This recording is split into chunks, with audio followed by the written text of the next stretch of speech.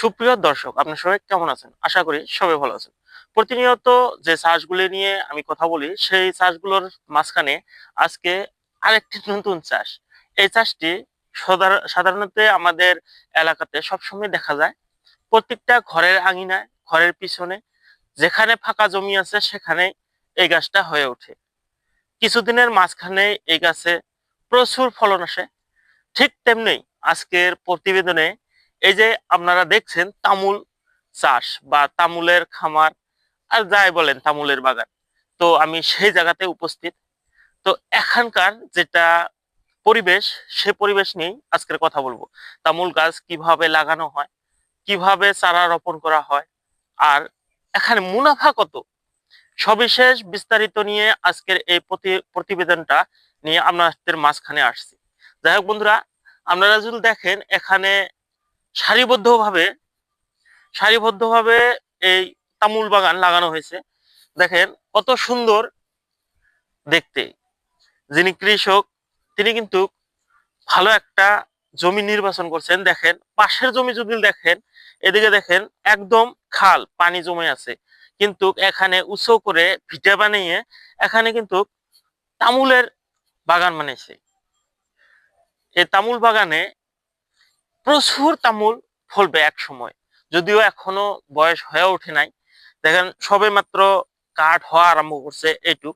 যখন এই গাছের বয়স এতটুকু হয়ে যাবে, মানে লম্বা এতটুকু হবে, তখন কিন্তু এই গাছে ফলন আসবে। বন্ধুরা, প্রতিনিয়ত আমি চাষাবাদ নিয়ে কথা বলি। আজকের এই তামুল চাষ একটা বিশেষ বাগান, এই বাগানটা নিয়েই আজকের কথা। কিন্তু বাগান করলে নানান ধরনের পরিচর্যা করতে হয়। এখানে দেখতে পাচ্ছি পরিচর্যার ভিতরে কোনো কিছুই হয় নাই। যদি হতো আজকের এই গাছগুলি ফল এসে পড়তো। দেখেন প্রত্যেকটা গাছ কত উঁচু উঁচু হয়ে গেছে। সম্ভবত এই গাছটাতে দেখতে পাচ্ছি ফল আসার সময় হয়ে গেছে। দেখছেন বন্ধুরা, ফল আসার সময় হয়ে গেছে এই গাছটাতে। যদি ওর একটু সামনের থেকে দেখা তাহলে বুঝতে পারা যাবে যে দেখেন এর বোকটা যেটা আছে, আমরা বোক বলি, সেই জায়গাটাতে ফল এসে গেছে। এই ডাল পাতাটা যদি পড়ে যায় ফলটা দেখা যাবে। তামুল চাষ বর্তমান সময়ে আমাদের এই জায়গাতে চাষ বলতে না, তামুল খাওয়াটা, তামুলের সাথে পান কিন্তু জুটি বাঁধা একটা বাঁধন, সাথে চুন, খুব ভালো একটা বন্ধন। কেউ তামুল খালে পানটা খেতে হবে, আর যে পান খাবে সে চুনটা খাবে। তেমনি বর্তমান তামুলের যেটা মূল্য বলে শেষ করতে পারবো না।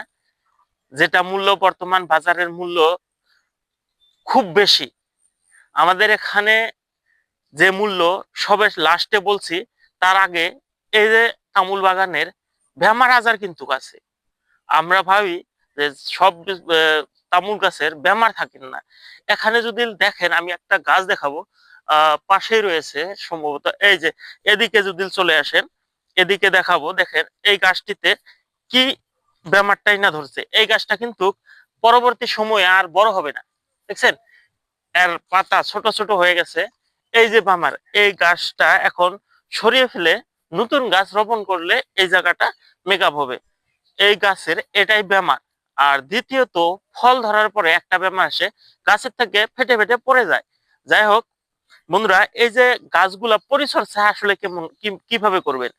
এই যে গাছগুলো রয়েছে না, এই গাছগুলার চারদিকটা যে আবর্জনা রয়েছে, জঙ্গল রয়েছে, এগুলা সাফ করে দিয়ে এখানে ডিওপি, পটাশ আর ঘরের যেটা রাসায়নিক সার, মানে গোবর সার, সেই গোবর সার প্রয়োগ করবেন, অবশ্যই সফলতা পাবেন। এখন এই যে আপনার দেখছেন আমার পিছনে, আগে পাশে সব দিকেই এত বড় একটা বাগান বানাইছে। এখানে কিন্তু প্রচুর টাকা আয় হবে।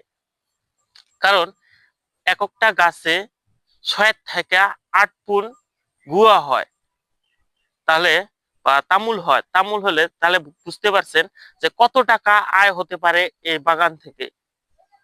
সব সময় এই ধরনের চাষাবাদ নিয়েই কথা বলি। আজকে নয় একটু ব্যতিক্রম কথা বললাম।